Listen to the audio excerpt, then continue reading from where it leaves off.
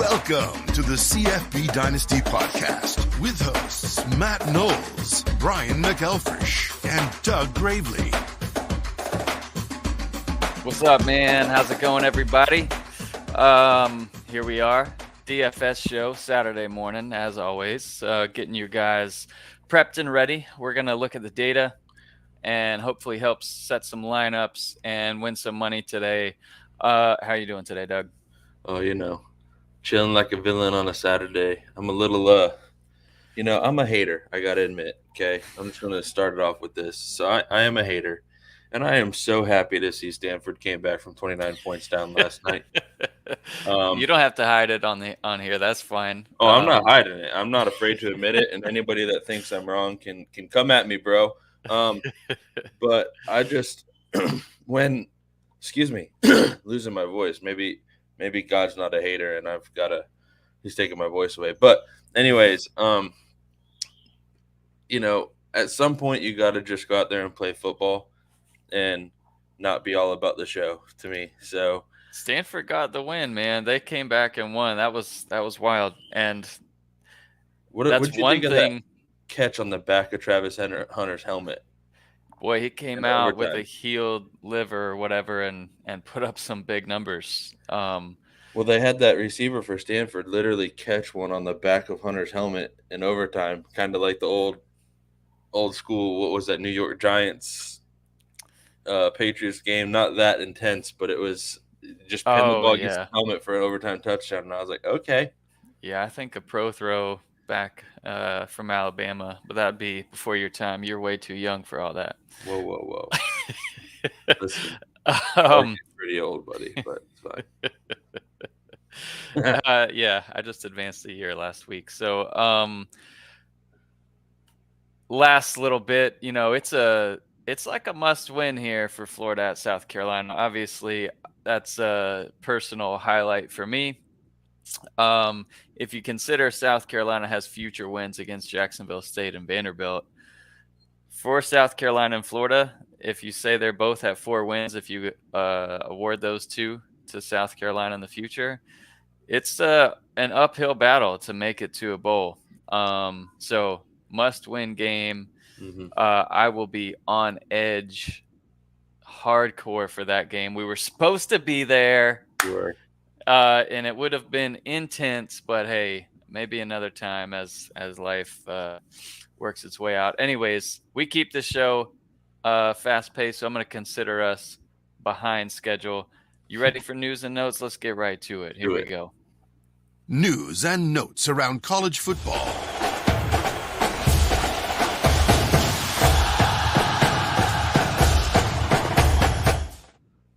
All right, y'all. So, news and notes, we got quite a few of them, so I'm going to hit them pretty quick here. We got Cam Rising, quarterback for Utah. No update offered as the tale, the saga, the journey, the never-ending chapter continues. So we have no idea if this kid's even going to play this year. I don't know. At this point, I consider him a loss for the year. It's kind of similar to like an Aaron Rodgers weekly, is he going to come back or not kind of thing with the Packers when he was there. But it's every week. Will Rising play or not? So weird. Doubtful. Sticking with Utah, Jaquindon Jackson, running back, status is uncertain. Again, their coach is one of those coaches that doesn't like to say a thing. Yep. Whittingham doesn't say anything, so no worries. It's what it is. So if I've got either one of these two on my roster, I'm probably sitting both. Yeah.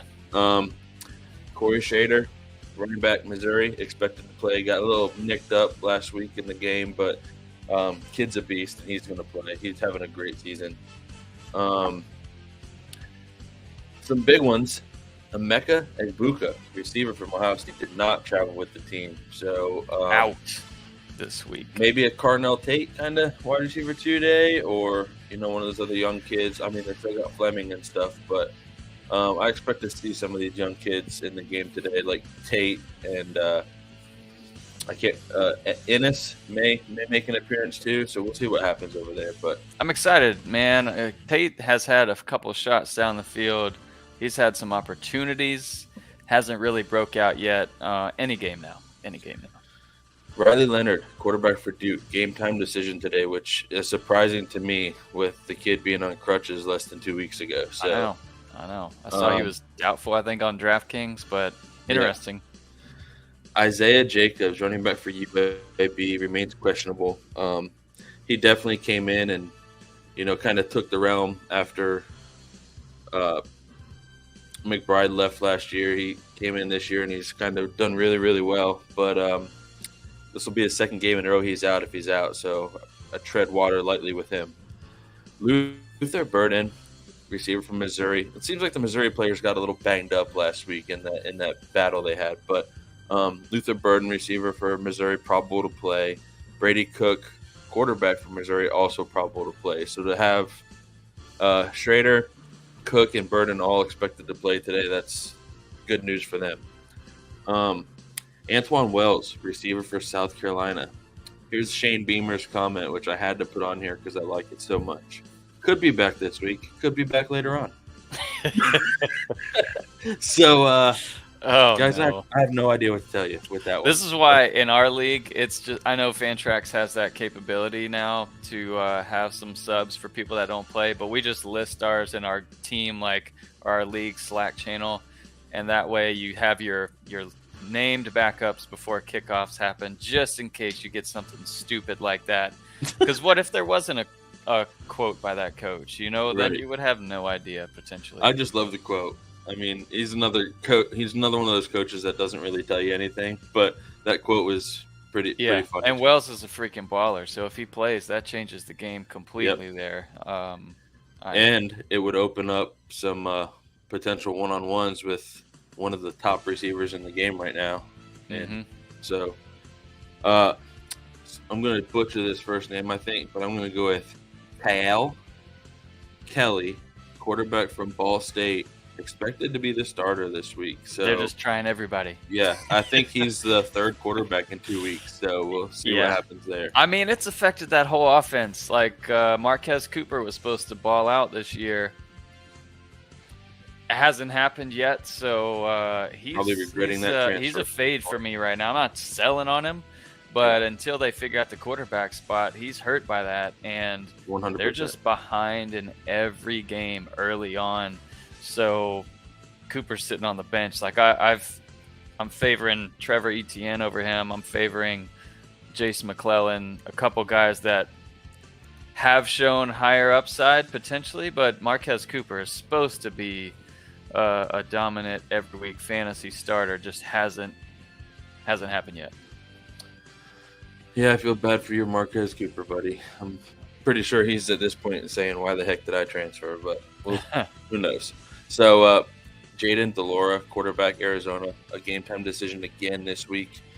But their offense doesn't seem to be hurting, their backup quarterback is playing great. So, I mean, if I'm Arizona's coach, I'm probably just going to sit him again until he's actually ready to go. Yeah. Zachariah Branch, we said he was questionable this week. He was downgraded to doubtful, as he hasn't had a full practice yet this week. So, Dang. Big news for a big game for them today. Yeah. Ken Seals, quarterback for Vandy, will now be the starter over A.J. Swan, even though A.J. Swan is listed as available. So Vandy's trying to figure something out before this year is over, I think. Try to see what they got in play for next year, I believe. So Jason Bean, quarterback for Kansas, expected to start again. Daniel's still suffering that back injury. DFS value there. Yeah, another quarterback that has stepped into the role nicely, honestly, since he's had to. So, Cody Epps, wide receiver BYU, hasn't played since week 3. He's expected to play this week. So that could help out that BYU offense a little bit, having Epps back. And then your boy, Trevor Etienne, listed as ready to go. So he is ready to play this week, which is he's also a captain this week. Which is huge news for what you were talking about earlier, in the sense of it's basically a must-win game for both teams. So you want to be in there fully healthy and ready to roll. Lincoln Victor, wide receiver from Washington State, doubtful to play again. Was killing it in fantasy, and now he's just kind of been out for, I think this will be the third week now. Yep. Torrey Horton, wide receiver, Colorado State, wants to play, apparently really bad. But coach told him it's a game time decision for him. So probably going to see how he is in warm-ups. Mm-hmm. Another big one, Johnny Wilson, receiver for Florida State, out today. Yep. So we got a guy in our league that has both Johnny Wilson and Nick Buka. And that's a tough week for him. Some tough sledding there. And then one that I've been watching real close, I have him on the team, and I've been looking up research and can't find anything. Harrison Whaley, running back for Wyoming. If you saw it, he hurt his knee at the end of the game last week, and there's no news yet. It appears to be a game time decision. I fully expect him not to play against Air Force. So that stinks. But that pretty much wraps up the news we got for now. If throughout the show something else pops up on my phone or something, I will chime in and let you guys know. All right, awesome. So here we go. Let's move along. DFS Sleepers.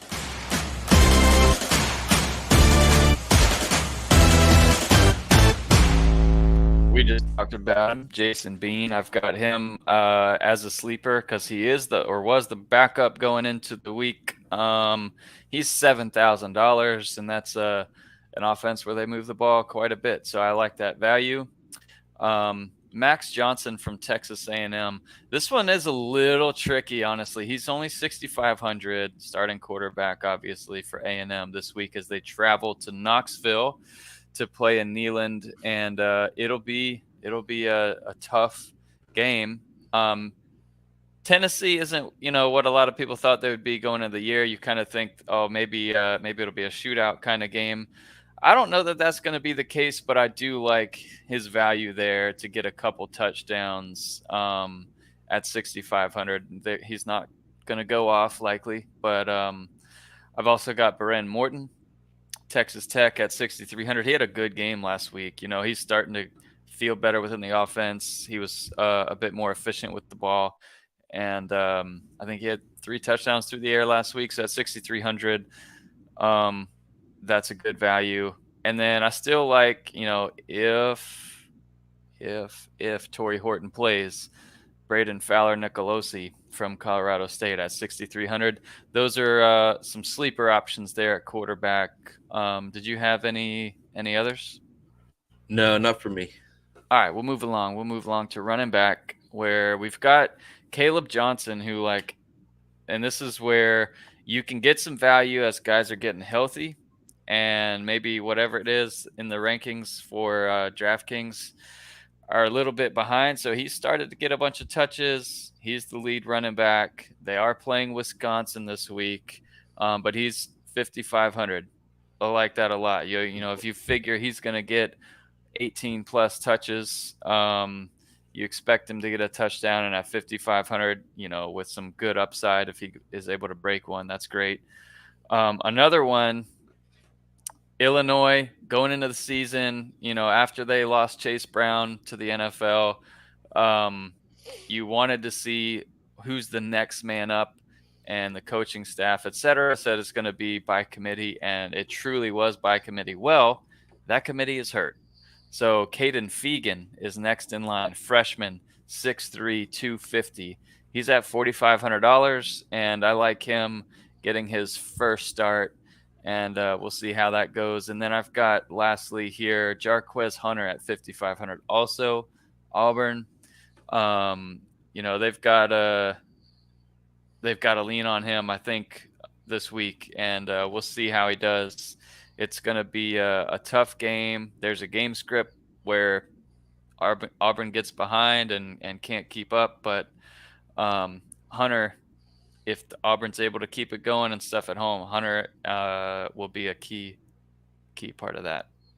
And then at receiver, all right, we've got Eric All from Iowa, a mere $4,300. So I like him. He's the primary target there. Tez Walker jumped up from 3,000 to 5,900, but I still think that's a good deal. They've had a whole week to game plan around him and take some shots and get him the ball. I like him there. You talked about injuries at receiver. Well, one of the guys that stepped up at Washington State with those injuries is Kyle Williams. Consistent, only priced at 5,600. Another place where there's some injuries, but Tet McMillan already a starter, but him alongside Cowing are a great 1-2 punch, obviously, but he's at the better value at 6,200 there. And then weirdly, like Torrey Horton, number 1 receiver fantasy points per game so far this year. He's only at 5,800. He's a game time decision, so you got to watch on him. But obviously, if he's going to play, love, that value is ridiculous. He's in the super late night, though, so it's not like you can put him in a ton of lineups, but shoot, anywhere you can put in Horton at 5,800 is a huge win. I'll quickly go over, let's share the screen and go over some of the high probability position groups. Obviously, Penn State is not going to be on there because they're playing against UMass. Got Georgia against Vanderbilt. Vanderbilt's bad at everything, so Georgia will be able to do whatever they want. And this is going to get kind of critical as you get into some of these decisions. Like Malik Neighbors, Brian Thomas. You're used to them just taking off. Well, what if Auburn is able to do some things? They're 33rd against the pass in the country. What if they're able to kind of force them to run it, force them out of their game plan, which nobody's really been able to do that well this year. LSU has had their way, one of the most consistent passing offenses in the country. But what if that game was at Auburn, I'd have our rankings would look a bit different. But LSU is still supposed to put up 39 points. Florida State against Syracuse. Syracuse has been pretty decent against the run, not so much against the pass. Johnny Wilson is out, so will Keon Coleman get going again? I also expect. I did have a sleeper, receiver in DFS, and I look for Bell for FSU at 4,100 could be a good option. Oh, I like it. Yep. Ohio State, and those are so key. When you can find a cheapo that you can put in there, and then you can add some of those high dollar guys, it's great. And we find more and more of those in the beginning of the year. Don't get them as much as you did like last week with Tez Walker. And if he were to score a touchdown, that would have been obviously massive. I think he put up 50 yards or something like that. Ohio State at Purdue. We talk about Egbuka being out. Marvin Harrison's always week in, week out, the most expensive receiver. But outside of him, yeah, you could put in a Carnell Tate and hope he gets a touchdown, and he can be really cheap. And those are guys that if you hit on, you higher probability of winning some money in DraftKings. In that game too, another one is also a tight end that's been getting more looks and could get more is Stover. Yeah, he's been getting more looks recently, and just could be a week where he gets even more. So that's a good point there. Boise State, Colorado State expected to be pretty high scoring, and we've got all of those shootouts this week. Though we've got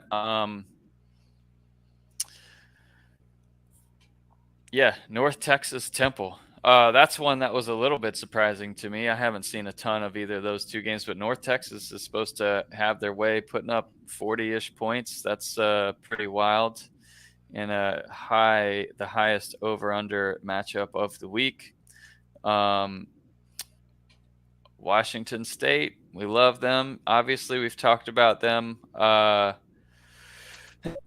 with the injury at receiver and other guys that are going to step up there. It's going to be a great potential matchup there to get wide receiver 3, like we talked about Kyle Williams as a sleeper. Those are those ones where if they hit and hit well, it'll win you some money. And then some of the other stuff, like I think a lot of people will be surprised that USC is only projected to score 30. They're going all the way to South Bend. We're going to see how they handle the traveling on the road and a better defense. Notre Dame will be happy after being on the road a couple weeks and having a tough loss there last week to Louisville. But back at home, I think they'll look like a different team. And that did surprise me, seeing Notre Dame as the 2.5-point fave this week. Any other standouts here, Doug, as we move along to the stardom sit-em section? Not really standouts, but you know me, man. I'm looking forward to that Washington-Oregon game. I think that one's, to me, has whoever wins this game is going to the playoff to me, I think. So we'll see. Like, Oregon's got a tough rest of the month too. I just think Oregon's put together to win this game as far as their defense is concerned, but we'll see how this goes. All right. Actually, we do have the stack of the week here. Stack of the week.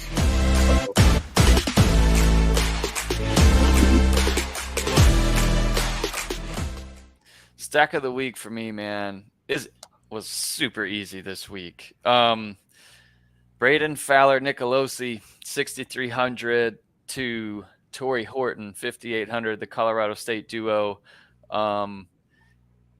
Horton's one of the best in football right now. And at 5,800, I think that's a stupid value. Put him in every lineup, but then also you're going to have to stay up late potentially because he's a game time decision in the super late matchups there. But love that one. Don't know if you could do better than that, especially given the prices there. You have a favorite this week? Oh, man, not really. The quarterbacks are getting – where I expect them to be. Your top receivers are getting where I expect them to be. So as far as a big stack for me, I would probably roll with yours because I don't really have one. Yeah, I try and keep it lower value on or lower cost on stack of the week, not value. But anyways, we can move along to our host battle and then end with the stardom sit-ems before we DFS host battle.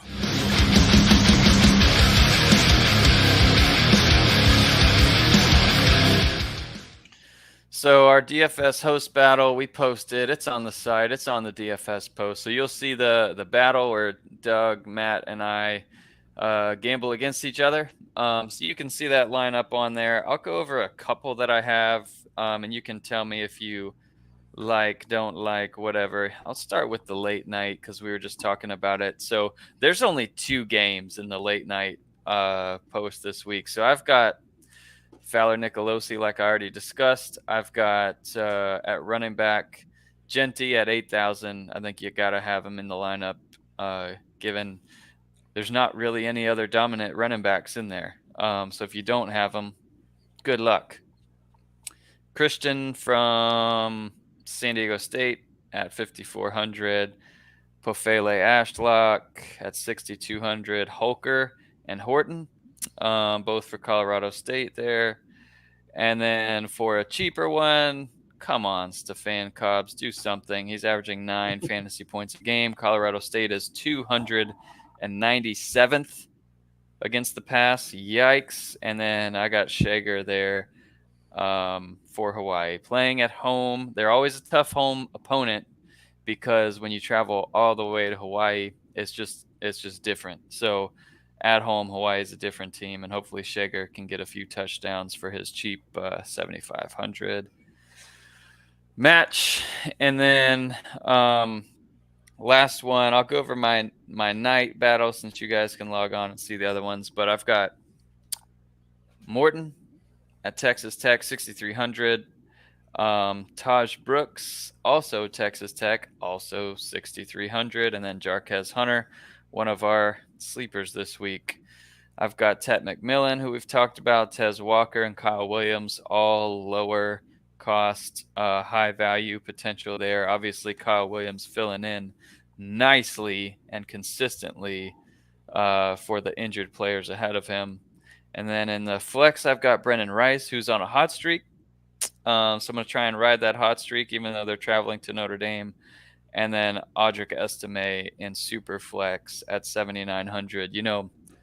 Notre Dame's obviously, I think, hoping for a game script where Estime is able to go for 150 plus on the ground, and they're able to keep that USC offense off the field. But I think Notre Dame also thinks they're going to be able to pass too, like on that defense. So we'll see. That's just going to be a really interesting one to watch and see how the coaches kind of scheme that one up. All right. Let's jump over to Stardom Situm, Doug, and then we'll wrap it up. Stardom or Situm.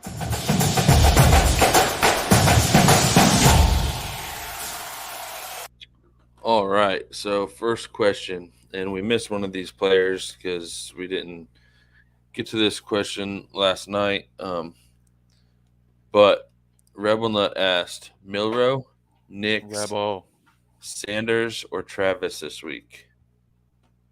Obviously, Sanders had a good game, 5 touchdowns, 1 pick last night. Our bad on missing that one. If you started him, good on you. Yeah, exactly. I honestly probably still would have picked Nix in this matchup.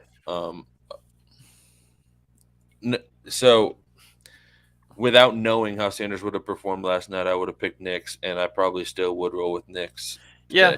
I mean, if I could retroactively put Sanders in, of course I would. He had a heck of a game. I think 400 yards, 5 touchdowns. It's going to be hard for anyone to beat that. And Stanford's defense is terrible. It went into a couple overtimes, and it's everything that you would want out of a fantasy quarterback. Shedeur Sanders had a great game last night. But we do have Nix a couple spots ahead, because Washington's going to sling it around, right? They're not going to come out and try and ground and pound, I don't think, with Dylan Johnson. So Bo Nix is going to have a ton of opportunities. Washington's defense is 93rd against the pass so far.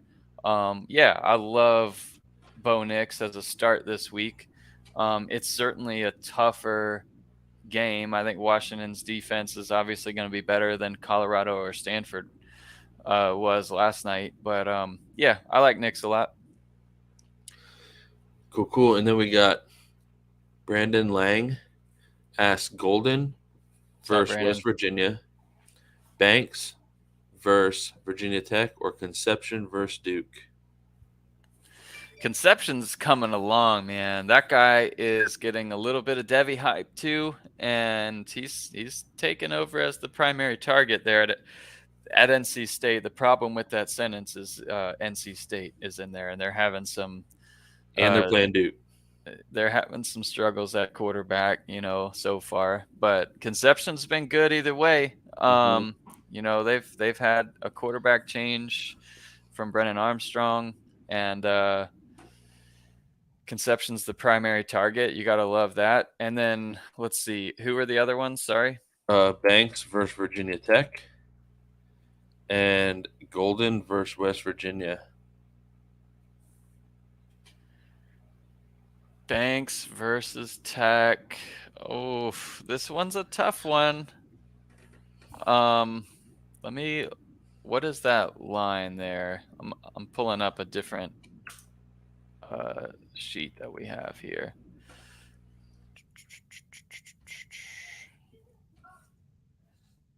So Banks is averaging 13 a game right now.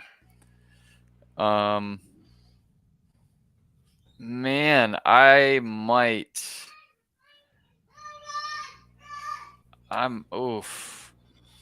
that one's tough. Do you have a lean on that one? What's that? Do you have a lean on that one?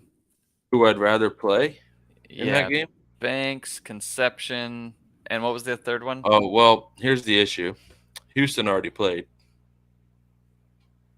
Oh, okay. Thought they did.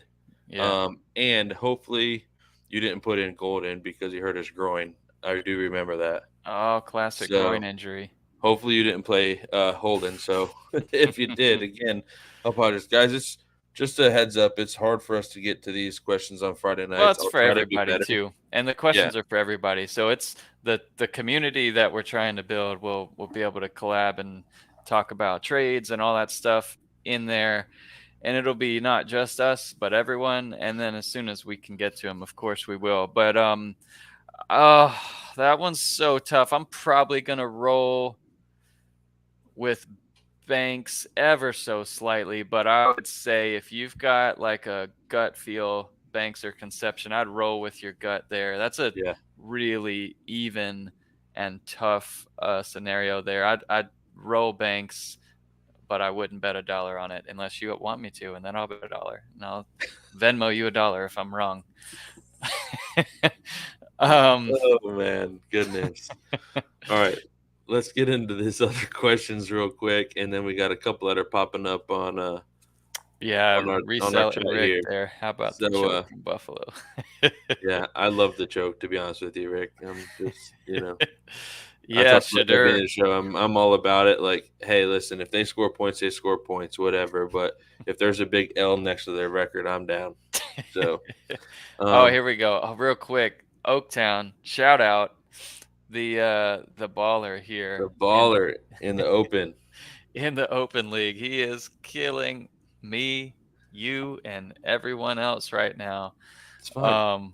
Somebody has to get beat up on, and I would rather it be us than anybody else. So, Yeah. So, Isaiah Infante or Jaden Ott. Man, that's a good running back problem to have, Oaktown. And I see now why you're so consistently beating everybody.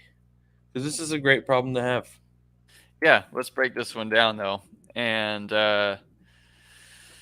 let's break it down.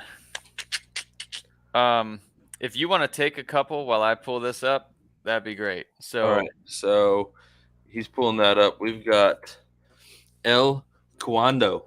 And if that's not how you say it, dude, I'm so sorry. It is what it is. So 0.5 PPR league need one flex from Nick Singleton, Taj Brooks, or Gage Larvadane.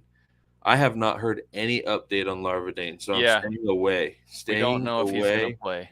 And you got Nick Singleton, Taj Brooks. Let me look up who these guys are playing. You should know who Singleton's playing against UMass, and Taj Brooks is also a really good start. He's been getting, especially with that quarterback switch to Morton, he's been getting 19-ish plus carries a game. But so Singleton against UMass? In terms of touches, I think Brooks is going to get more than Singleton. And Singleton might only play maybe 3/4 tops. And they're going to spread it around a ton. I mean, looking at fan tracks, dude, I'm rolling with, oh man, it's tough. So Taj Brooks, you were talking about it. September 16th, 19 carries, 158. September 23rd, 25 carries, 149. Singleton's the 30th, not going to get that 22 carries, 106, and 2 touchdowns. And last week, 31 carries, 170 yards, and a touchdown. So here's my only concern about this is he's playing Kansas State, who has a pretty good run defense. Will he still get his touches? Apparently, obviously, 100% yes. Yeah. But at the end of the day, if he only averages 3 yards a carry and still puts 2 or 3 in the end zone, who cares how many yards a carry he averages today? So right. I would probably, in that case, roll with Brooks for sure today because Brian he makes a lot of sense when he says that we expect Penn State to put UMass kind of in their coffin by halftime. So we'll see what happens there. But I would roll with Taj Brooks. Yeah, for sure. I'm going same with Oaktown scenario. Jaden Ott's coming back from an injury, but he's probable. It's a tough matchup for Cal. They're playing at Utah, really tough place to play, and Utah's defense is absolutely legit. But if I had to pick one of those, I'm going to go with the touches. Ott has less touchdowns this year, 5 to 7, but he gets more touches, and I'd roll with that in this game. Always go with who's going to get the ball a little bit more, and if it's going to be Ott, I'll roll with him. I agree. I like anyways. And then we got one more from Here, L. reseller Rick, real quick. He says he stayed up till 2 a.m. Did you stay up and then catch all of that game last night? I did So not. I honestly was so, you know, bummed that they were winning 29-0 that I turned it off. And then I get this notification on my phone at like 2:15, and it was like 29-point comeback, blah blah blah, and I'm like, what? And then I looked, and I'm like, yes, and I was excited and couldn't fall back to sleep for like an hour. So Rick, you and I could have chatted last night, but I wish I would have stayed up, or maybe they came back and won because I went to bed. Who knows? We But should do a super high stakes, at like this, hang out watching one of these games. And at this do it. point, Rick, like, and I've said it before, and I think it might be something I do next year is I might buy a team shirt for everybody that plays against Colorado. Boy, Just you to wear are it such that a week. hater. Um, I'm rooting like for I said, Colorado. until they show me that they're more about football than they're about, hey, look at me, then I'll start rooting for them. But I like like teams. Colorado. I like teams that quietly go out there, do their job, and call it a day. Yeah. Well, overall, I think they're good for college football. Anyways, let's get back to the All right. stardom situms. How many Yeah, more do we have here? I could beat up Colorado all day, so we'll move on. But I got two more, and then we got one more in the chat here. So Boom. El Quando again, non PPR standard league. Wide receiver Jalen Polk, wide receiver Eric McAllister, wide receiver Joey Holbert, or wide receiver Torrey Horton. Man, that's tough. That's another good problem This to is have. easy for me. I'm always starting Horton if he's gonna play. Yeah, but it's tough when he's But hurt. he's hurt. It's And a he's the game-time last decision, game of and the he's the night. last game of the yes. So why would you, in my honest opinion, why would you chance that? No, I agree. Like if he was healthy, it's easy. Boom. Horton. Right. But because he's not, because he's the late game, because Polk will have already played all this stuff, other stuff. I'm probably gonna roll with McAllister in this game. They've got a shootout, just like Polk has a shootout. It's one of our featured shootouts of the week. I was gonna say it's between those two guys for me, Yeah. because they're both supposed to have shootouts tonight.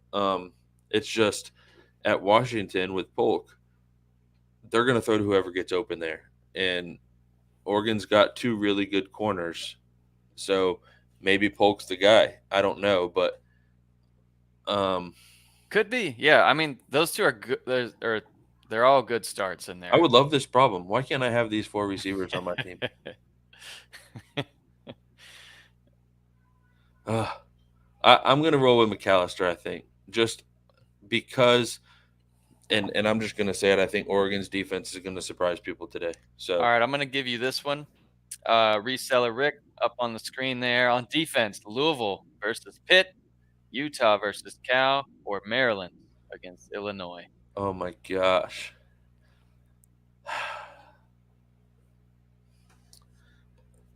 Why? Why do you give this to me? So, let's look at the obvious. Pitt, I don't think has that great of an offense. Cal still has some identity issues at quarterback, and Illinois could be rolling with their third string running back today, and we don't know what to expect.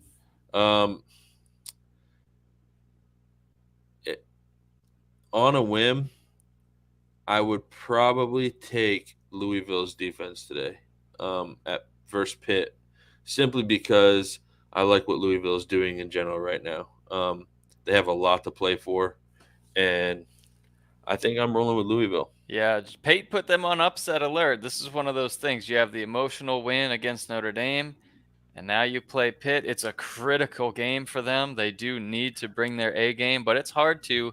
Yeah, after you win a game like that, it's like you got to get back down to reality a little bit. Utah's at home. They are struggling to move the ball. So their offense is the only thing that concerns me about their defense in that game. Right. That's why I was with Utah's offense. It's their defense on the field a lot. Yeah. Yeah. Tough one there. I would probably lean Utah barely. That's who I'd go with. Doug picks Louisville. and we'll see who reseller Rick goes with. And then if we're wrong, we'll then. So reseller Rick, that means you should go with Maryland, and then whoever's right, we can all just laugh at each other. No. Ask me for my Venmo if I'm wrong. Well, we got one more little question here. Not really a start-sit question, but it is a good question, especially with what's going on in Houston right now. Would you guys drop Golden or Banks for Hobart Dynasty League non-PPR? So Joey Hobart, junior wide receiver for Texas State. Good year last year, 89 catches, 1,200 yards, 16 touchdowns. He's only got 4 touchdowns on the season, but his, average yards per catch is still high. He's getting a ton of targets. He's 38 catches, 502 yards, and 4 touchdowns with a really slow start to begin the year at 1 catch for 6 yards against UTSA. Then Texas State puts up 77 points in week 2, but he still only gets 4 catches for 43 yards. But however, the next 3 weeks, Hobart's gone 9 for 90 and a touchdown, 10 for 126 and a touchdown, 8 for 132 and a touchdown. And we would not be shocked if he continued on this really good streak here. So it is a Dynasty League question. It's a Dynasty League question. So Golden's been tough. Hasn't crossed 100 yards yet this year. But it's a better offense than Wake's offense, in my opinion. I like Banks. Their quarterback is target. Not good. They put up, 41 Thursday night, 41-39, a tough shootout there. Oh. And I think they're starting to pick it up. If you're projecting for the rest of the year, I think Golden has a higher upside. It's sure as heck been disappointing so far. I can guarantee that. And Banks is good. That one is a tough one. So there we go. Reseller Rick and I are rolling together with Utah. So Doug, I'll give you $1 if you were right on behalf of. I'm normally right, so we'll see what happens. So I would drop. It's tough. All right, I'm projecting a bit there. I would drop Banks to grab Hobart there. I think that's an easy win for a college dynasty. Either way, you're getting like a bona fide guy that's played a lot. It's not like he's just got 3 good games in a row. He has a great season last year. Pick up Hobart and drop one of those 2. I'd lean Banks. Looks like Doug would lean. I would probably drop Banks. Okay. Just looking at, so Donovan Smith started out really, really bad. Really bad. They're starting to pick it up, though. Last 2 weeks, he's got 8 touchdown passes and no picks.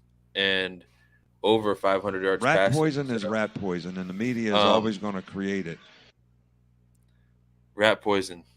So, and his completion percentage has gone up over 70% the last 2 weeks. So, maybe they did find something. And he threw 4 touchdown passes, and they got demolished by Texas Tech. So, yeah.